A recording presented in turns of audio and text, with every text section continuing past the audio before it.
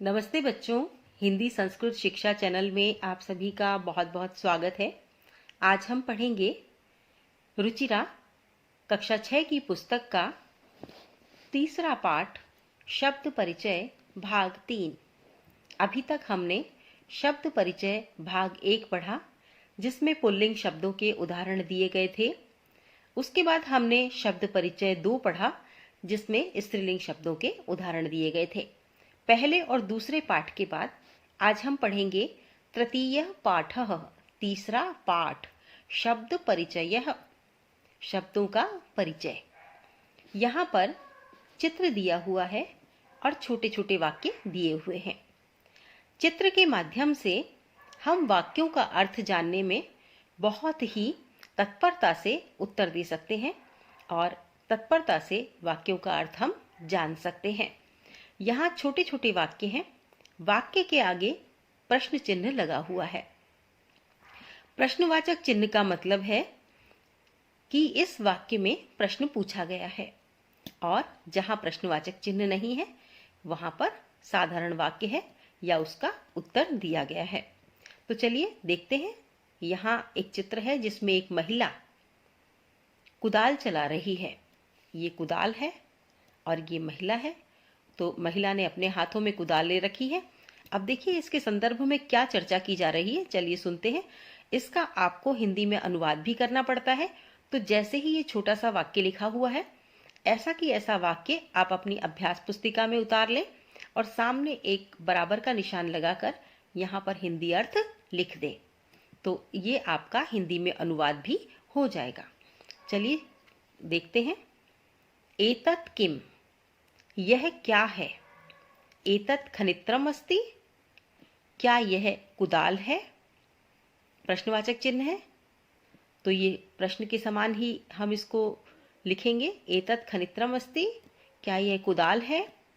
अब नीचे जो तीसरा वाक्य है उसमें लिखा है श्रमिका खनित्रम चालयति।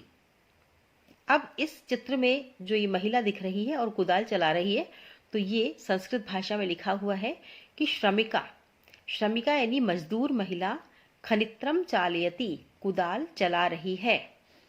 अब इसके बाद यहां पर एक भित्ति यानी दीवार बताई गई है या विश्राम गृह बताया गया है। इसके चारों तरफ दीवार बनी हुई है। तो इसके बारे में क्या बातचीत हो रही है। तत् किम, इसमें प्रश्न पूछा गया है। तत् किम, वह क्या है। तत् विश्राम गृहम अस्ति, वह विश्राम गृह है या वह आराम करने की जगह है। किम अत्र भित्तिकम अस्ति, क्या यहाँ चार दीवारी है या चारों तरफ दीवार है। अत्र भित्तिकम न अस्ति, नहीं, यहाँ चार तरफ दीवार नहीं है, यहाँ चार दीवारी नहीं है और यहाँ आपको चार दीवारी दिखाई नहीं दे रही है।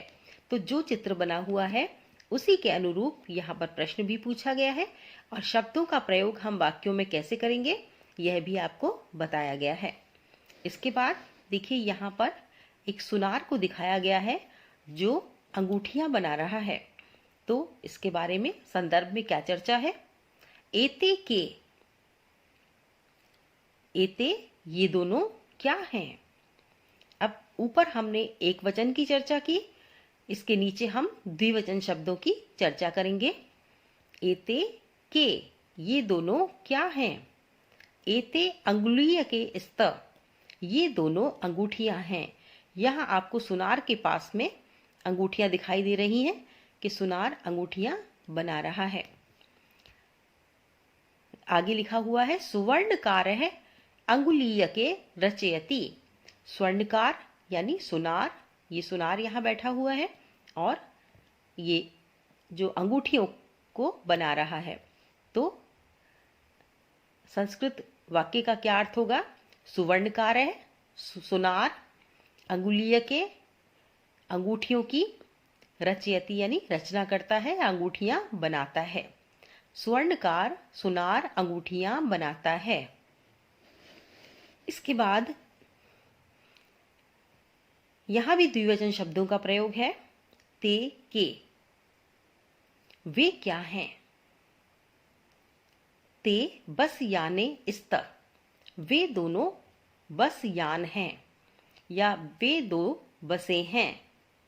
ते बस याने कुत्र गच्छते ते बस याने कुत्र गच्छतः ये दोनों बसें कहाँ जा रही हैं?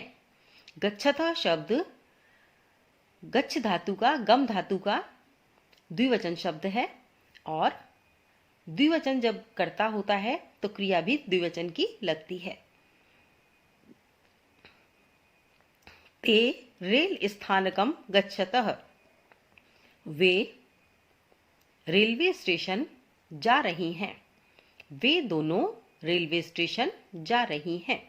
यहाँ दो बसों की चर्चा हो रही है। इसके बाद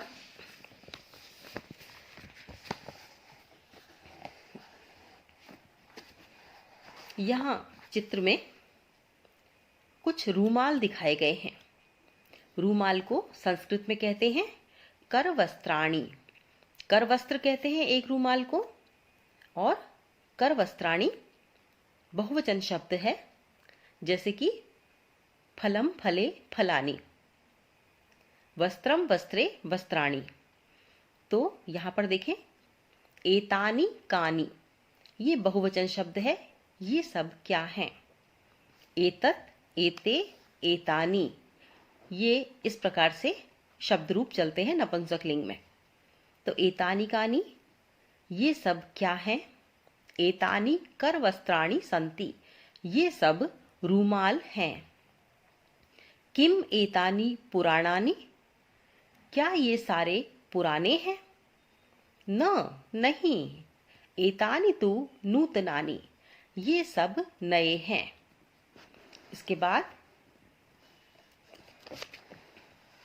यहाँ पेड़ दिखाया गया है और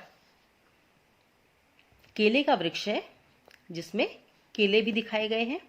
अब यहाँ पर प्रश्न पूछा गया है तानी कानी वे सब क्या हैं? तानी कदली फलानी संति वे सब केले के फल हैं। यहाँ बहुत सारे केले के फल हैं, इसलिए बहुवचन शब्द का प्रयोग होगा। किम तानी मधुराणी क्या वे सब मीठे हैं? आम आम का अर्थ होता है हाँ। तानी मधुराणी पोषकाणी च हाँ वे सब मीठे हैं और पोषक तत्वों से भरपूर हैं, यानी पोषण देने वाले हैं। या आप ऐसे कह सकते हैं कि हाँ वे सब मीठे हैं और पोषक हैं। च का अर्थ होता है और। मधुराणी यानी मधुर मीठे, पोषकाणी यानी पोषक तत्वों से भरपूर और पोषक। अब आते हैं शब्दार्थ।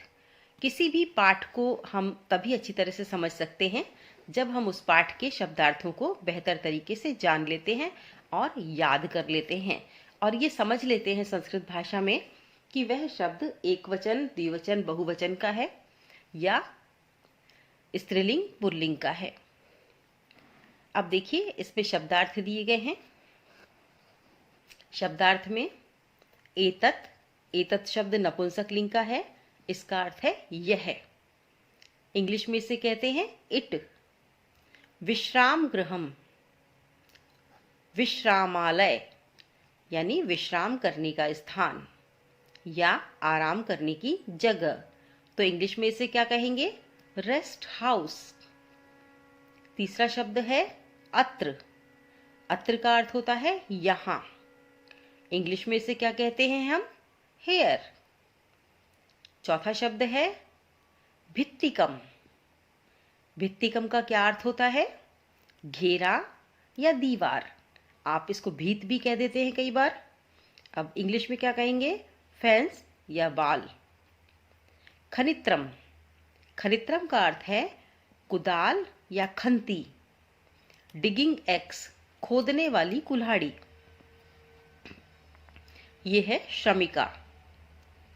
श्रमिक शब्द का अर्थ होता है मजदूर तो श्रमिका का अर्थ होगा मजदूरनी यानी फीमेल लेबर यानी महिला मजदूर। चालयति चलाती है, मूव्स यूजेस। एते एते का मतलब ये दोनों, और इसको इंग्लिश में क्या कहते हैं, दीज टू, ये द्विवचन शब्द है। इसके बाद आता है बस याने। बस याने द्विवचन शब्द है, इसलिए हम इसे कहेंगे दो बसें, टू बसेस। अगला शब्द है कुत्र। कुत्र का अर्थ है कहाँ, इंग्लिश में कहते हैं वेयर। गच्छतः, गच्छतः द्विवचन शब्द है गम धातु का, इसका अर्थ है जा रहे हैं, दो व्यक्ति जा रहे हैं। Are going. रेल स्थानकम, जहां पर रेल खड़ी होती है, कौन सी जगह होती है वो, स्टेशन, रेलवे स्टेशन, तो इंग्लिश में इसे कहते हैं रेलवे स्टेशन। अब ये शब्द है अंगुलीयके। अंगुली का अर्थ होता है हमारी उंगलियां, और अंगुलीयक उंगली में पहनने वाली, क्या हुई, अंगूठी। तो अंगुलीयके द्विवचन शब्द है, इसलिए इसका अर्थ होगा दो अंगूठियां, टू रिंग्स। स्तः, अस्ति स्तः सन्ति, अस धातु के रूप इस तरह से चलते हैं। अस्ति एक वचन शब्द है, स्तः द्विवचन शब्द है, और सन्ति बहुवचन शब्द है, इसलिए स्तः का अर्थ होगा हैं, आर। सुवर्णकार है, सुनार या सोनार, गोल्ड स्मिथ। अब शब्द है एतानी। एता एते, एतत एते, एतानी, ये नपुंसक लिंग में शब्द बनते हैं। एतत एते एतानी, तो यहाँ बहुवचन शब्द है एतानी। एतानी का अर्थ होगा ये नपुंसक लिंग बहुवचन शब्द है, इंग्लिश में इसे क्या कहेंगे, दीज। अगला शब्द है कदली फलानी। केले के फल, कदली मानी केला और फल फल, कदली फलानी केले के फल, बनानाज। मधुराणी, मधुराणी मानी मीठे अच्छे, स्वीट। पोषकाणी, पोषक, नरिशमेंट यानी पोषक तत्वों से भरपूर। आगे है कर वस्त्राणी, रूमाल। हाथ में पकड़ने वाले वस्त्र कौन से होते हैं, हाथ में पकड़ने वाले वस्त्र होते हैं रूमाल। कर वस्त्राणी बहुवचन शब्द है, तो यहाँ होगा बहुत सारे रूमाल, इसे इंग्लिश में क्या कहेंगे, हैंड कर्चीफ्स। पुराणानी, पुराने, ये भी बहुवचन शब्द है, पुराणानी पुराने, इंग्लिश में कहेंगे ओल्ड। नूतनानी, नूतनानी का अर्थ है नए, और इसे इंग्लिश में कहेंगे न्यू। ये है इसके शब्दार्थ। आगे हम पढ़ेंगे अभ्यास प्रश्न। अभ्यास प्रश्न में देखिए क्या दिया गया है। प्रथम प्रश्न है, अधिकतर संस्कृत की पाठ्य पुस्तकों में पहला जो प्रश्न होता है वह उच्चारण से ही संबंधित होता है, क्योंकि अगर हम भाषा का सही उच्चारण नहीं करते तो हम उसका सही अर्थ भी नहीं जान पाते हैं। उच्चारणम कुरुत, उच्चारण करें यानी बोलकर बताएं। तो एक एक शब्द का 3-3 बार आपको उच्चारण करना है। मेरे साथ इसका उच्चारण कीजिए। फलम, अधिकतर बच्चे क्या बोलते हैं, फलम, लेकिन ये फलम नहीं है, ये है फलम। गृहम, गृहम। पात्रम, पात्रम, पात्रम यानी पात्र बर्तन। फलम यानी फल, गृहम यानी घर, पात्रम यानी बर्तन। पुष्पम, पुष्पम, पुष्पम यानी फूल। अधिकतर बच्चे क्या कहते हैं, फूल। फूल का मतलब तो मूर्ख होता है, इसे क्या कहेंगे, फूल। अब है द्वारम। द्वारम का अर्थ द्वार या दरवाजा। विमानम, विमानम का मतलब यान या फिर हवाई जहाज। कमलम, कमलम, कमलम का अर्थ कमल का पुष्प। पुस्तकम, पुस्तकम, पुस्तकम का अर्थ है हमारी पुस्तक। या पुस्तकम का अर्थ है पुस्तक। सूत्रम, सूत्रम का अर्थ है सूत्र, गणित इत्यादि के सूत्र होते हैं, या फिर सूत्र का अर्थ धागा भी होता है। छत्रम, छत्रम का अर्थ छत्र भी होता है और छत्रम का अर्थ छाता भी होता है। भवनम, भवनम, भवनम का अर्थ है भवन। जलम, जलम का अर्थ है जल, जल या पानी। आगे पहले प्रश्न का ख वाला प्रश्न है, चित्राणि दृष्ट्वा पदानि उच्चारयत। चित्रों को देखकर पदों का उच्चारण करें, यानी चित्रों को देखें और शब्दों का उच्चारण करें। यहाँ चित्र बना हुआ है पत्ते का, तो हम इसे संस्कृत में क्या कहते हैं? पर्णम, पर्णम। दूसरा चित्र है, ये भालू का बना हुआ है, लेकिन ये एक प्रकार का खिलौना है, तो इसे क्या कहेंगे? क्रीडनकम। क्या कहेंगे? क्रीडनकम। ये एक नारियल का चित्र है, इसे कहते हैं नारिकेलम। नारिकेलम अर्थात नारियल। फिर है कंप्यूटर का चित्र दिया हुआ है, इसका उच्चारण करेंगे, क्या है ये? संगणकम, संगणकम। इसके बाद ये है खिड़की दे रखी है, इसको हम क्या कहते हैं? वातायनम, वातायनम। ये सीढ़ियां हैं, इसे कहते हैं सोपानम। सीढ़ियों को क्या कहते हैं? सोपानम। इसके बाद में ये बगीचे का चित्र दिया हुआ है, इसे क्या कहेंगे? उद्यानम। क्या कहेंगे? उद्यानम। उद्यानम मतलब बगीचा। इसके बाद है चश्मे का चित्र, चश्मे को संस्कृत में क्या कहते हैं? उपनेत्रम, क्योंकि नेत्र के ऊपर पहना जाता है, नेत्र के बिल्कुल नजदीक होता है। उपनेत्रम। कंकतम, ये क्या है? कंघा। कंघे को हम क्या कहेंगे? कंकतम। इसके बाद प्रश्न संख्या 2 है। प्रश्न संख्या 2 का कै वाला प्रश्न है, वर्ण संयोजनम कृत्वा पदम कोष्ठके लिखत। वर्णों का संयोजन करके जो पद बनता है उसे कोष्ठक में लिखिए। देखिए क्या लिखा हुआ है। प प्लस अ प्लस र प्लस ण प्लस अ प्लस म। अगर हम इसको एक साथ पढ़ते हैं तो क्या बनेगा? प अ रण अ म, प अ रण म, पर्णम। अब हम इसको पहले धीरे धीरे पढ़ेंगे, फिर इसको हम जल्दी जल्दी पढ़ेंगे। जल्दी जल्दी पढ़ेंगे तो हमें इसका जो सही शब्द है वो प्राप्त हो जाएगा। इन सभी को जोड़कर पर्णम, पर्णम।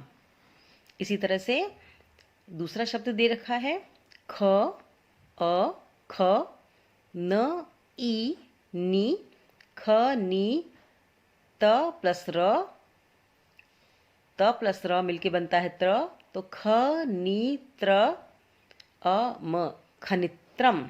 यह शब्द क्या बन गया? खनित्रम।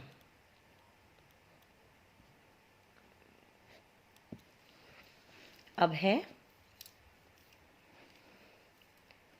प उ र आ ण, प उ पु, र आ रा, पुरा, ण आणा, पुराणा, न ई नी, पुराणानी।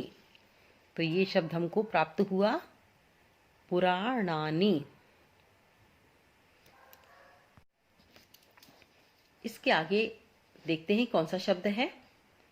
प ओ श अ, प ओ पो, श अ श, पोष, क आ का, पोषका, ण ई, पोषकाणी। तो हम यहाँ पर क्या लिख देंगे? पोषकाणी, यानी पोषण देने वाला।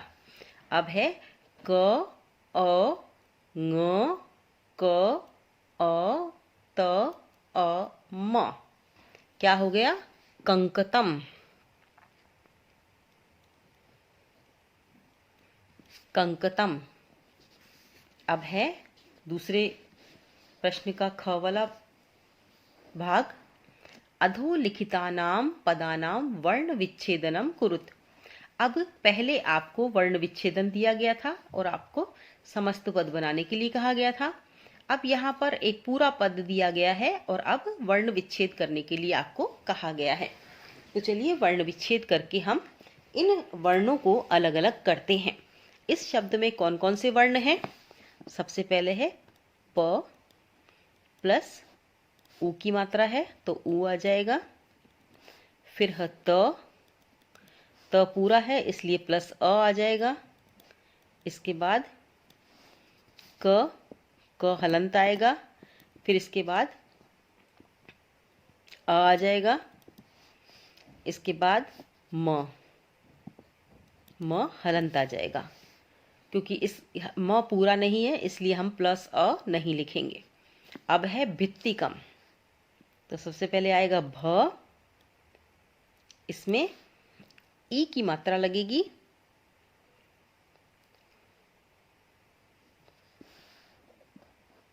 भ प्लस ई भी त भित्तिकम।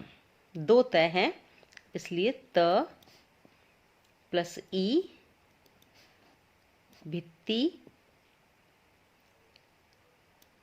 प्लस क प्लस अ प्लस म, भित्तिकम।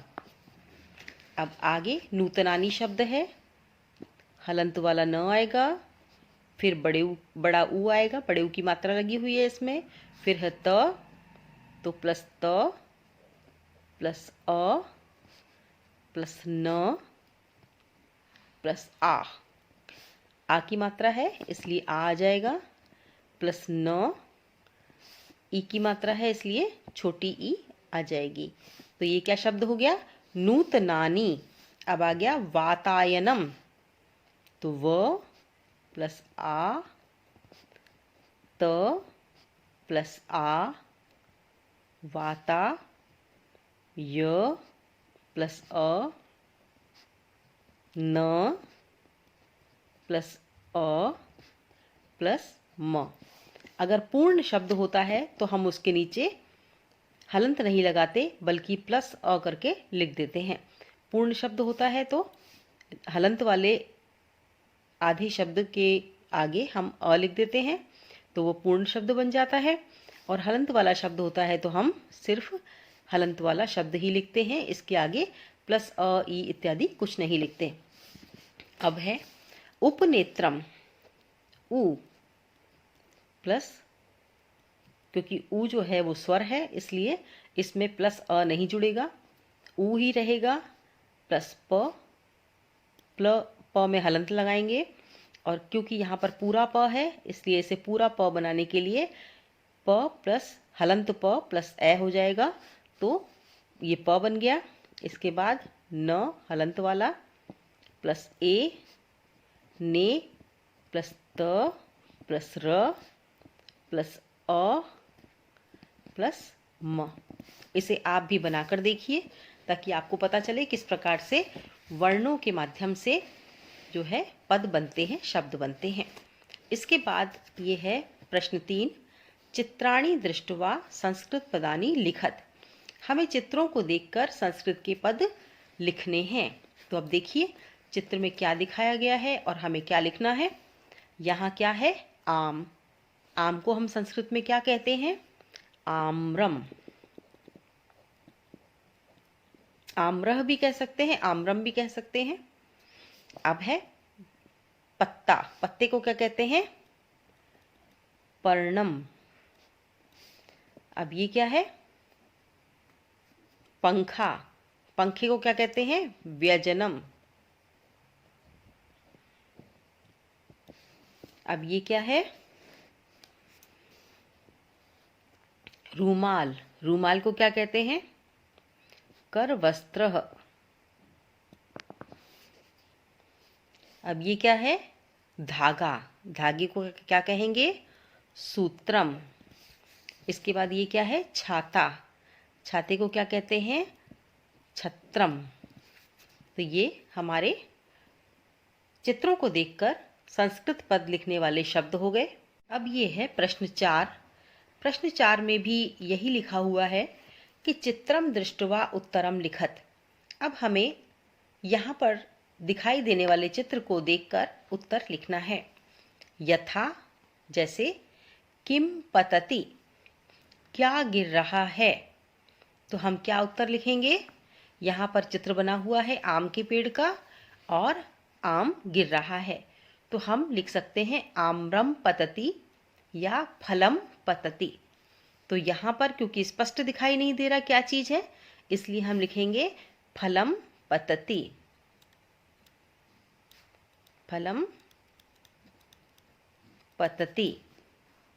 अब यहाँ द्विवचन शब्द है मयूरौ किम कुरुतः।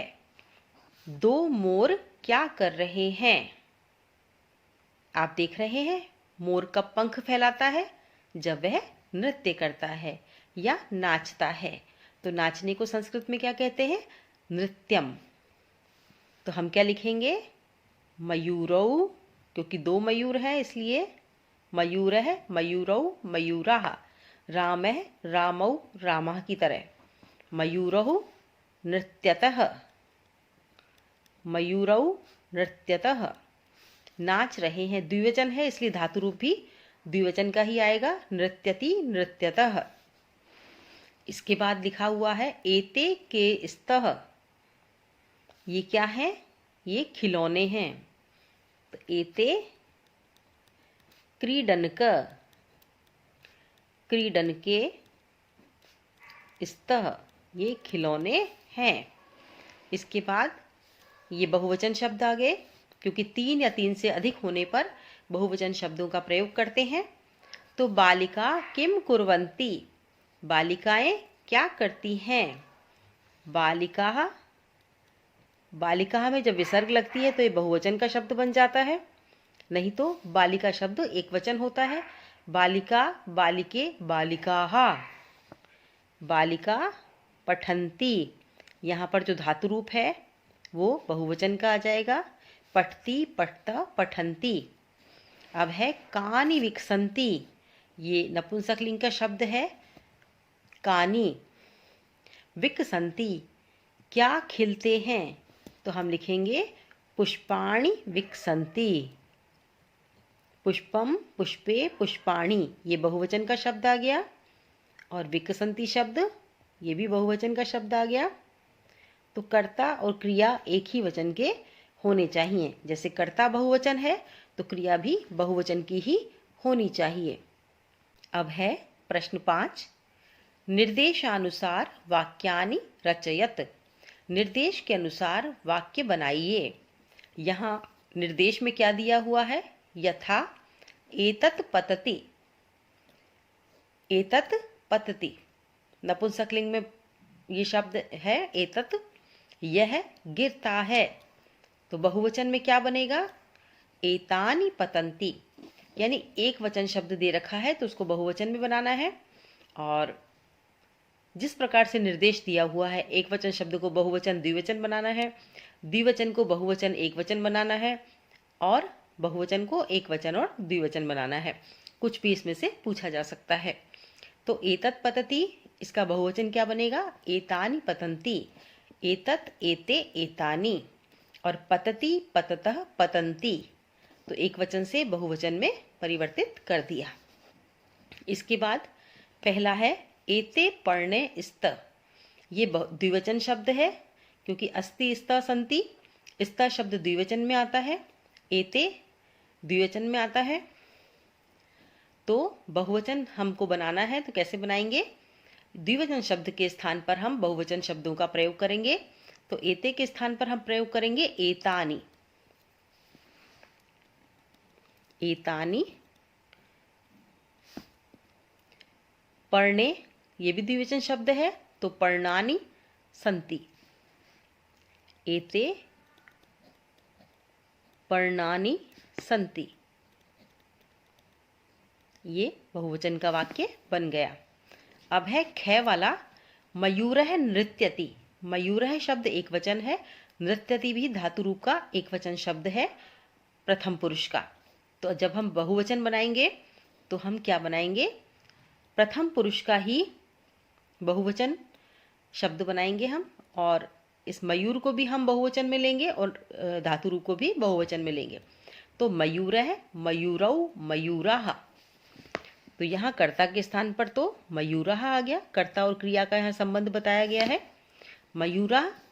और नृत्यति को हम क्या लिखेंगे, नृत्यति, नृत्यतः, नृत्यन्ति, नृत्यन्ति। धातु रूप में प्रथम पुरुष बहुवचन का शब्द है नृत्य धातु का। इसके बाद आता है एतानि यानानि। इसमें हमको द्विवचन शब्द बनाना है। तो द्विवचन में एतान, बहुवचन में एतानि कहते हैं, द्विवचन में क्या कहेंगे, एते। तो यहाँ यानानि के स्थान पर भी द्विवचन शब्द आ जाएगा, याने, एते याने। अब है घ वाला, छात्रे लिखतः। छात्रे लिखतः, लिखतः द्विवचन शब्द है। छात्रा, छात्रे, छात्राः स्त्रीलिंग शब्द में दिया गया है, तो बहुवचन का लिखना है छात्रा, छात्रे, छात्राः, विसर्ग लग जाएगी इसमें, छात्राः। लिखतः के स्थान पर आएगा लिखन्ति, लिखति, लिखतः, लिखन्ति। तो लिखन्ति बहुवचन शब्द हो जाएगा। इसके बाद है नारिकेलम पतति। अब द्विवचन में हमको लिखना है, तो क्या लिखेंगे, नारिकेलम और नारिकेले।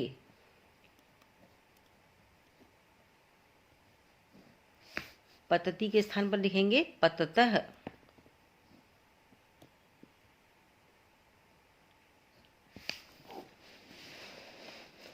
अब प्रश्न नंबर 6 है, उचित पदानि संयोज्य वाक्यानि रचयत। उचित पदों का मिलान करके हमको वाक्य बनाना है। कोकिले, कोकिले मानी चिड़ियाएं या कोयलें क्या करती हैं, कूजती हैं। तो हम इसको कूजतः से जोड़ देंगे। ये भी द्विवचन शब्द है, ये भी द्विवचन शब्द है। इसके बाद पवन है, पवन है मानी हवा। पवन क्या करती है, बहती है, बहती है, तो पवन है बहती, एक वचन शब्द है दोनों। पुष्पम विकसति, फूल खिलता है। खगः उत्पतति, पक्षी उड़ते हैं, पक्षी उड़ता है, ये भी एक वचन शब्द है। मयूराः नृत्यन्ति, ये बहुवचन शब्द है, मयूरा नृत्यन्ति। अब सिंहा, सिंह क्या करते हैं, सिंहा बहुवचन शब्द है, गर्जन्ति भी बहुवचन शब्द है, तो सिंहा गर्जन्ति। तो इस प्रकार हम कॉलम एक से कॉलम दूसरे का मिलान कर देंगे, कर्ता से क्रिया को जोड़ देंगे और इस प्रकार से लघु वाक्य बन जाएंगे।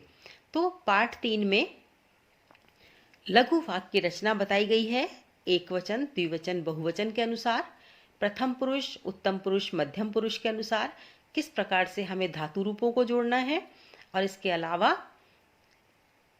शब्द रूपों के हिसाब से किस प्रकार से हमें लघु वाक्य बनाने हैं। स्त्रीलिंग शब्दों के साथ हमें स्त्रीलिंग जो है शब्द हैं वो लगाने हैं उसमें, और यदि पुल्लिंग कोई शब्द है तो संस्कृत का पुल्लिंग शब्द ही लेना है, और उसके अनुसार ही स्त्रीलिंग पुल्लिंग के हिसाब से ही जो है शब्द रूप चलते हैं, तो उन्हें हमें ध्यान में रखना है। जैसे कि राम शब्द पुल्लिंग शब्द है, तो राम है रामौ, रामा, इस प्रकार से चलेगा। फल शब्द नपुंसकलिंग शब्द है, तो फलम, फले, फलानी, इस प्रकार से चलेगा। और छात्रा शब्द स्त्रीलिंग शब्द है, तो छात्रा, छात्रे, छात्राः, इस प्रकार से चलेगा। और इसी प्रकार से धातु रूप जो है वह भी जो है हमारे कर्ता के हिसाब से ही लगेंगे। और एतत, एते, एतानि, ये भी जो है स्त्रीलिंग, पुल्लिंग, नपुंसकलिंग में अलग अलग शब्द रूप चलते हैं, तो उसका हमें ध्यान रखना है। तो ये था आपका पाठ 3, तृतीय पाठ शब्द परिचय 3 भाग 3 जिसमें आपको नपुंसक लिंग शब्दों का प्रयोग बताया गया था और साथ ही साथ कर्ता के साथ क्रिया का प्रयोग तीनों लिंगों में हम किस प्रकार से करते हैं, पुल्लिंग, स्त्रीलिंग और नपुंसक लिंग में।